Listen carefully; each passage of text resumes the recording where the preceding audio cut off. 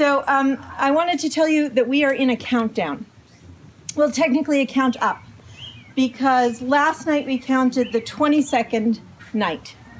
So beginning on the second night of Passover, Jews count the 50 days, 49 days in between, that they lead up to the next festival of Shavuot.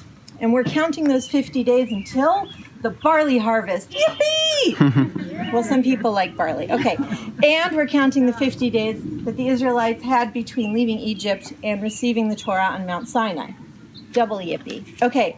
So the Israelites' relationship with the divine really changed when they left the land of Egypt, when they left slavery, and when they became a free people.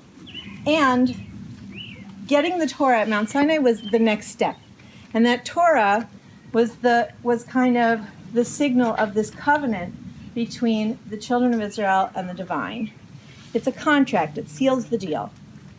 And it says that we are in a committed relationship, a holy covenant. So I'd like to talk for a minute about what does it mean when we say holy, and what do covenant and holiness have to do with Tivnu? So yesterday, Jews around the world read a part of the Torah called Kedoshim. The name of the portion comes from this sentence. God said to Moses, "Speak to the entire assembly of Israel and say to them, Kedoshim tihiu, be holy, Kedoshim, ki kadosh ani Adonai lechem, because I, your God, Adonai, am holy, kadosh." So what does it mean to be Kedoshim? What does it mean to be holy? Holiness, or Kedusha, means being set aside or set apart for a special and different purpose. So I want to give a couple of examples. When you drink grape juice or wine, you say a blessing, like you do over anything you eat or drink in the Jewish tradition. But if you're going to have that grape juice or wine to celebrate Shabbat, to celebrate a holiday, there's a special blessing you say, and that's called Kiddush, because that marks the fact that we are setting this day apart, this occasion. We're ushering in this joyous occasion, and it's set apart. It's holy.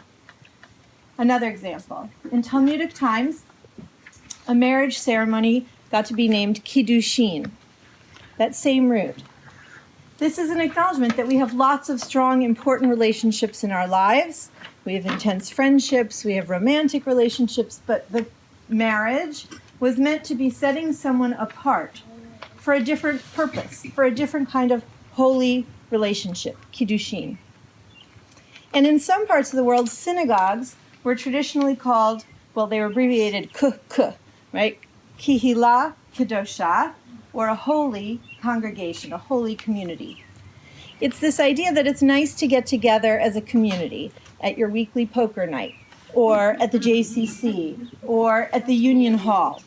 But when you have a synagogue, it is meant to be a community that gathers for a holy purpose, set aside, not the same as the rest.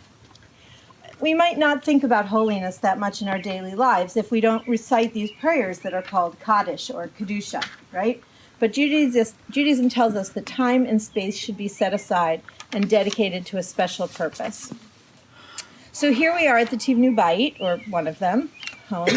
And in some ways, we dedicated this as a holy space back in August when we made a mezuzah for the doorpost that was not a typical mezuzah, that was filled with our intentions for the year.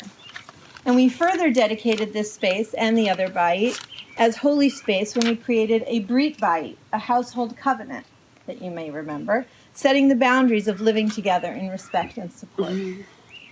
And each week we rededicate this house and the other bayit as with prayer and song, with shared meals and house meetings to strengthen our intentional community, with learning and laughing and cherishing each other. But what about time? How have we made it holy? Well, I want to suggest that each of you Tivnoodles has set aside this entire year, these whole 9 months, for a sacred purpose.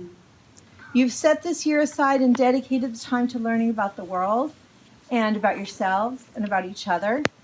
You've set this year aside for the holy purpose of understanding the world and its brokenness and finding your role in making it whole. What could be a more holy way to spend a year? Who knew that watching Parks and Rec and playing D&D and learning how to sew on a button was holy work? But you haven't done this work in isolation.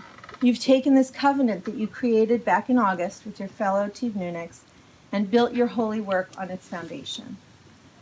Catherine Bell of the organization Keshet wrote, "Covenant is not a word that comes up often in my daily modern life, but it describes the way that I want to live my life, recognizing the sacredness of my connection and accountability to others.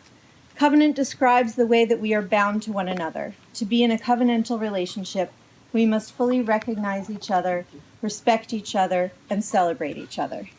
We are obligated in the most beautiful way to show up for one another." I think we'll hear more about that late this afternoon, about this covenantal relationship that you've built this year with one another and with members of the Portland community with whom you've worked. You've done your holy work this year as part of your own Kihila Kedosha, your own holy Tivnu community. And so my wishes for my Tivnoodles are these. I hope that as you leave Tivnu, each of you will continue to set aside time for the holy purpose of learning about the world and about yourselves and about the people with whom you form a covenantal relationship. And I hope that as you leave Tivnu, each of you will continue to find and create spaces that are set apart, that are kadoshim, sacred spaces where you are safe and you feel strong and you feel you belong, and which encourage you to grow and to build a better world.